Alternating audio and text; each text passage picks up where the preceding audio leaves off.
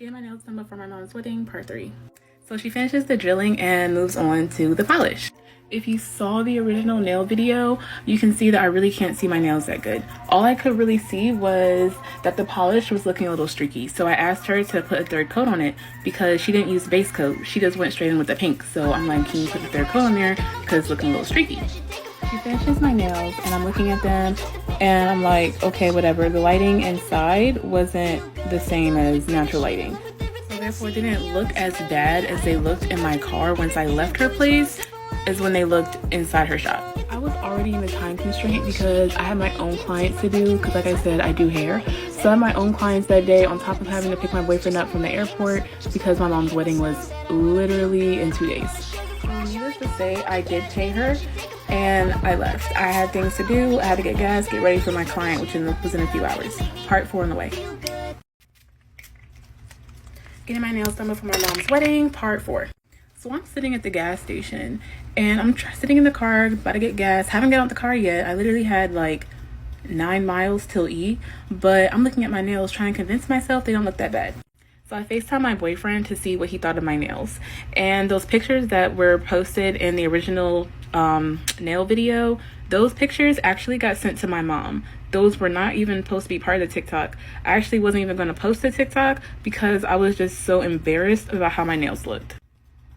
So I'm on the phone with my boyfriend and he's like, oh hell no. Talking about if he was here, he would cuss her out. Whoop, whoop, whoop, whoop, whoop. I didn't want to do any of that. That just made me start bawling, y'all. Like I could not stop crying. I cried for like a whole hour. And while I'm on the phone with my boyfriend, my mom texted me back and responded to those pictures. And she was like, did you get your money back? Part 5 on the way. Getting my nails done before my mom's wedding, part 5. So your girl is crying. I am bawling my eyes out. And I'm like, bro, what am I going to do? I did not have time to go back and let her fix it because I have my own clients. I had to pick my boyfriend up from the airport.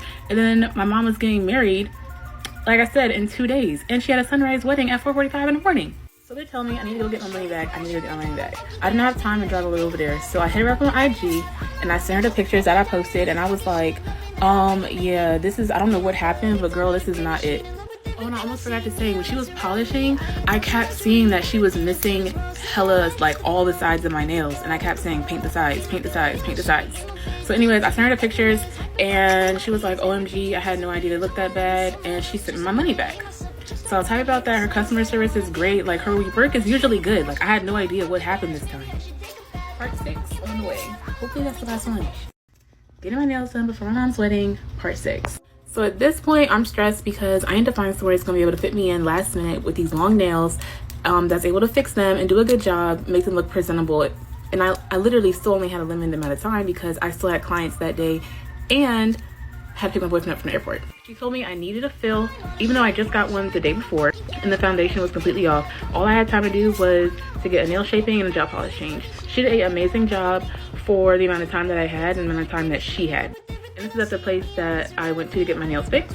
I used to go there. The only reason that I even stopped going was because it was really hard for me to get in there because I like my nail appointments to be like every 2.5 to 3 weeks and they only had availability for like every 2 weeks. But honestly, I'd rather just do that and know my nails are going to come out great every time than, you know. But I have an appointment with that girl that fixed my nails in 2 weeks, or like a week and a half now, to get a whole new set. So that's the end of the story. Part 2 about how this guy used me to get with my best friend. Like I said, they started dating. The boy that I was talking to at the pool, we're gonna call him Luke. Well, Luke's best friend was dating my best friend. Fast forward 2 months, Luke's saying how he wants to date me and stuff like that, but it's not the right time. And every time that I would ask Luke to hang out, he would only hang out if my best friend was there. Red motherfucking flag alert, bitch. Anyways, I didn't see that red flag. So Luke and his best friend go to this party. And apparently I was told that there was this girl there that was really hot.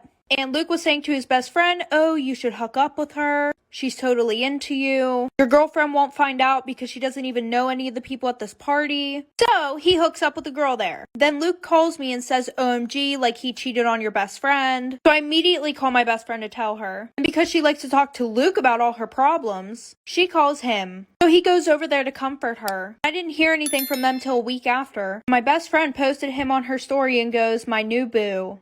Story time, my dad got my half-brother's girlfriend pregnant. A little background information. This all happened a few years ago. Anyways, my brother was fresh out of high school and he had been dating this girl named Serena for 2 years. And my dad, for some reason, hated her. At least that's what we thought. Well, my brother didn't have a license at the time, so every time that she came over, she needed somebody to drop her off at home. So my dad would always offer to drop her off at home, even though he literally hated her. And he could have just ordered her an Uber, which is what he did with all of my friends. Well, the one night her parents called and they were like, hey, like, is Serena still there? She hasn't came home yet. And my dad said that he was dropping her off. So I called my dad and he said that they ran out of gas on the side of the road. So that was just like one incident. Well, the next morning my mom goes to get in the car for work and she finds a thong in the car. So she brings it in the house and she asks me, hey, is this yours? Meanwhile, I had never seen them before. So then she goes and asks my half-brother and my dad's whose they are, like for part 2. Part 2 about how my dad got my half-brother's girlfriend pregnant. So like I said, my mom found that thong in the car. She came and asked me if it was mine. I said no. So then she asked my dad and my brother whose they were. So she asked my dad first. He said, I don't know whose they are. He said they probably just fell out of Serena's bag. And then she asked my brother. And my brother said, oh, those are Serena's. So after that, my brother came in my room. And he was like, do you think it's weird that the same underwear that Serena was wearing before she left ended up in the car? So I guess she had the underwear on literally before she fucking left the house. Dumb bitch alert. Anyway, so a few weeks later, Serena breaks up with my brother. Well, around the same time, my dad started staying after work really late, like every day of the week. But long story short, my mom went through his phone because she felt like something was going on, and she reads a conversation between my dad and Serena. Like, oh, I'm so sad that you couldn't come to the ultrasound. So then my mom and him divorced, and he's currently raising his child with Serena. Story time about how I was sexually harassed twice while working at Walmart. So a little background information. This all happened last year. So originally I was working in a warehouse, but whenever COVID hit, lost my job, I had to get a new job. So I applied at Walmart in the electronics section because they paid more money, period. And on my second day, I finally went and started working in electronics. So they had asked some of the employees to show me around. So while this one employee was showing me around, he took me to the back where the photos were. Well, whenever I got back there, this employee named Terry said, oh, she's mine. I just laughed and brushed it off because I felt super uncomfortable and awkward. And he knew I was underage because my name tag was yellow. But even after that, he still kept coming up to me, calling me weird names, just being a total creep. Like, he would keep coming up to me and get super close to me to the point where I could literally feel him fucking breathing on my face. So of course I told my manager about it. They said he's done this before, so I was like, why the fuck is he still here? So they moved me to garden. And while I was working in the gardening section, I met this guy named Jordan. Like for a part 2. Part 2 of how I was sexually harassed twice while working at Walmart. Something I forgot to mention in the first part, I reported Terry several times and they still did nothing about it.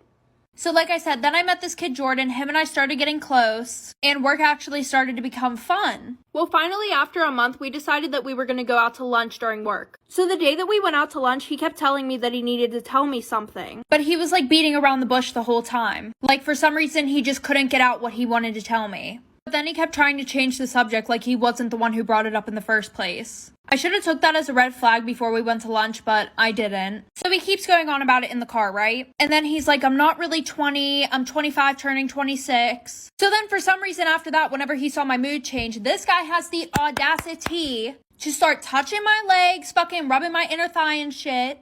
I kept telling him to stop. I was like, what the fuck are you doing? So then I told him I'm getting out of the car. And he says, I'm not gonna let you, like for part 3. Part 3 of how I got sexually harassed twice while working at Walmart. So like I said, he wouldn't let me out of the car, but then we got back to work. And then he had the audacity to keep asking if I was okay when he literally just sexually harassed me in the car. So I went to the bathroom, literally had a whole fucking mental breakdown. I called my mom to come get me because I was not finna stay there. So the next time that I went back to work, I grabbed my stuff and I gave it to one of the workers to go and give to a manager and tell them that I was quitting. Well, one of the managers caught me walking out the back door and she was like, what's wrong? So I immediately broke down. I started telling her what was going on. And then a crowd of people came around us being nosy as fuck, listening to what I was saying. And she was like, you're not quitting. I'm going to take care of this. So she sent me home and she said that she would call me whenever it was taken care of. So 2 days goes past. I'm like, why the fuck hasn't she called? So then I call and I found out that she fired me. So I reported everything to Walmart ethic team and they just closed my case. They basically didn't do shit about it. Oh, and Jordan wasn't really a manager. He was a supervisor. Should I try to take this to court? Story time about my shitty ass ex-boyfriend. So a little background information. My ex and I have been dating for about 2 years. And throughout those 2 years, he was a dick.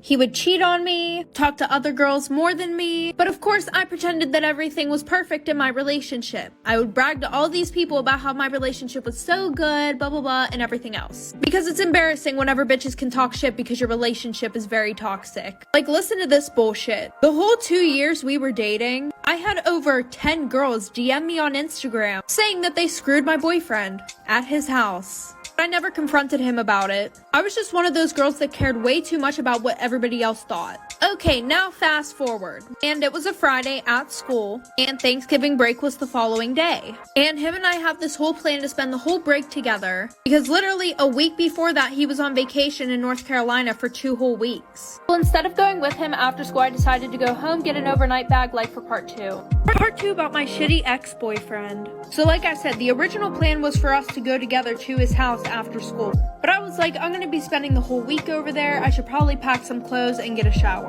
So after school, he drove me to my house. And he said that his parents wanted to have dinner together, so he had to go back to his house. And he would pick me up later. So when I got to my house, I got ready and everything, blah, blah, blah. And by this time, it was like 8 o'clock. Well, I kept texting and calling him, asking him where he's at, if he's coming to get me still. Then I realized that none of my text messages were going through. So then I go to text him on Snap. And what do you know? I couldn't find him on there. And then I call him off my mom's phone. He answers the phone and hangs up right away. Well, we were supposed to have a little party at his house too, that all of my friends were going to. So I texted every single one of them. None of them answered the phone. And I remembered that my one friend had shared her location with me before. So I went and looked at her location and where was she at? My boyfriend's house. So while I sat at home crying that whole week, he was throwing parties and cheating on me with my friends. And when we went back to school, he acted like we were never in a relationship. So story time about one of the most embarrassing things that has ever happened to me in high school. So a little background information. I was in my freshman year of high school. Well, spring break was coming up. Well, the whole year, my friend and I hadn't been to one single party. So we decided that we wanted to try and go to a party every single day of spring break,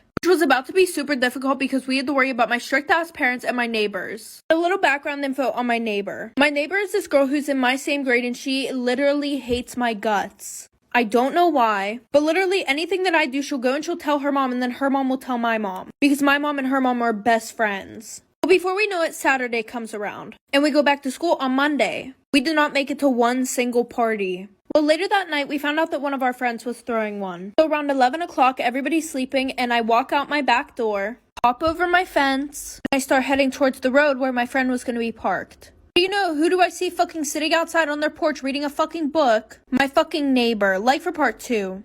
Part 2 about the most embarrassing thing that ever happened to me in high school. So like I said, the bitch that I hate is sitting out on her porch reading a fucking book at 11 o'clock at night. So I crouch down so she couldn't see me. I run to the car, and my friend and I finally go to the party. Well, we get to that party and it's really boring, so we decided to go to a different one. And the party that we were about to go through was being thrown by the kid that I really liked. So I start hanging out with him when we get there. I'm drinking a lot, having so much fun, and I really have to go to the bathroom. And I didn't know where anything was at all, so I grabbed my friend and we're looking around everywhere for the bathroom. Because when I asked him, he was super drunk and really couldn't explain to me where the bathroom was. So we were pretty much left to fend for ourselves. But we ended up not being able to find a bathroom, and this is where I had to improvise. So my friend and I go to the laundry room, and we see the litter box in there for the cat. Well, at this point, I was desperate, so I just went in the litter box. Well, 30 minutes later, the cops show up to the party. And everybody had to hurry up and leave because we did not want to get underages. Hope you guys liked this video and found it helpful. If you did, make sure you give it a thumbs up and subscribe to this channel. It does help support us, and lets know what videos you guys want to see.